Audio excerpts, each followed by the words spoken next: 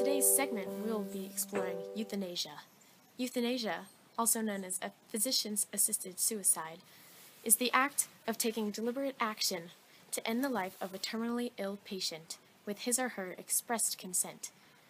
Voluntary euthanasia is currently legal in Belgium, Luxembourg, the Netherlands, Switzerland, and the American states of Oregon and Washington. You may ask, why isn't euthanasia legal everywhere?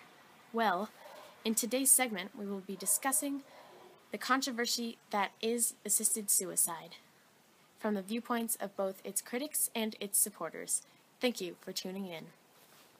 In 5th century BC, before the coming of Christianity, active euthanasia tended to be tolerant in ancient Greece and Rome.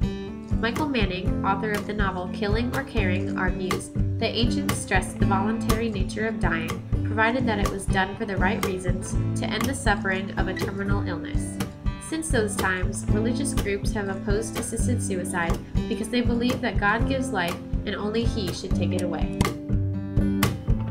Perhaps one of the more recent and most speculated cases involving euthanasia is that of Dr. Jack Kevorkian. Biography.com provides that Kevorkian, a right-to-die activist, helped over 130 people in acute medical conditions to end their lives. Kevorkian's actions were discovered, and then he was convicted in 1999. This spurred a national debate on the ethics of euthanasia. I'm here reporting from a California hospital.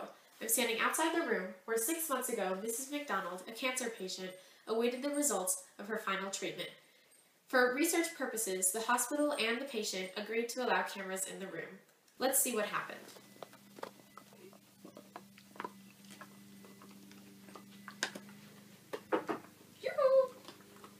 Hello, doctor.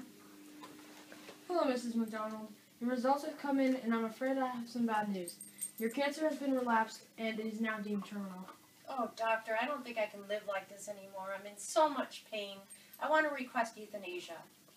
I'm sorry, ma'am, but that is not legal here. I'm afraid we cannot fulfill your request. But at least you have your dogs. Ugh. That is tragic. In the words of Emma Thomason, we know that no one is more vulnerable than those dying in pain. Additionally, Thomason reports, the pressure is growing on people who can no longer give to society what is expected of them. This causes patients to feel useless and depressed. Euthanasia can provide patients with a dignified and painless death. Joining me now is writer and reporter William Welch. Hello. Hi. Mr. Welch, you met with the McDonald family recently. Tell us about that. Tom McDonald said he watched his mother suffer a painful 6-month decline before her death, and he wanted to avoid a similar end. So what you're saying is, patients are not the only ones affected by a terminal illness. Therefore, euthanasia can help families of patients as well.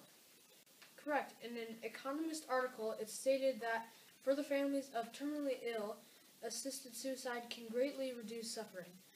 A family suffers more when a death is prolonged and painful. Basically, euthanasia is an approach that can greatly reduce a family's grief if they know their loved one had a fast and painless end. Another reporter, Polly Toynbee, complains, families can be left haunted. I have met those who say how hard it was to help the mortally ill die without professional help. What is your opinion on this? Well, many patients who are denied the option of euthanasia end up attempting suicide, which is even harder on a family. So if euthanasia was legal in more places, fewer patients would feel the need to commit suicide. Therefore, euthanasia is beneficial for both the patients and their loved ones. Mr. Welch, I understand you are a right-to-die activist. So is Tom Smith. And he exerts, we need more personal control and less legal obstructionism with end-of-life decisions. How does that make you feel? I agree. Death is a personal matter that the government or anyone else should not be able to control. If patients have the option of euthanasia, it allows them to take their life into their own hands and not force them to give up their dignity and purpose. Why else do you believe that euthanasia should be legal? For one, healthcare rates and medical costs will decrease. The New York State Department of Health reports it will be far less costly to give a lethal injection than to care for a patient in the dying process. So the point is that families struggle with payments to essentially watch the patient suffer longer.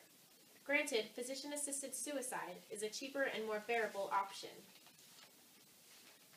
Exactly. Also, since assisted suicide is legal, effective in other countries, it should be an option in America.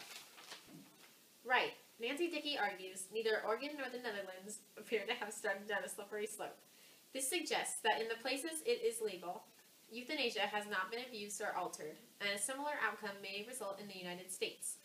What do you have to say to the critics of euthanasia, who believe it is unethical to help someone in his or her own demise?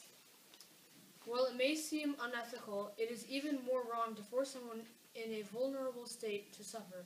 I believe we should be allowed to live or die according to our own moral code. Some critics also think that euthanasia leads to the killing of physically disabled, mentally handicapped, the depressed, or the aged, all who cannot request euthanasia for themselves. Euthanasia is actually very restricted. The law in place in Oregon requires patients to be diagnosed with 6 months or less to live in order to request assisted suicide. This means that a patient's health, a condition, and mental capacity are carefully examined before fulfilling a request. Well, I think that's all we have time for today. Thank you very much for joining me, Mr. Welch. It's been a pleasure.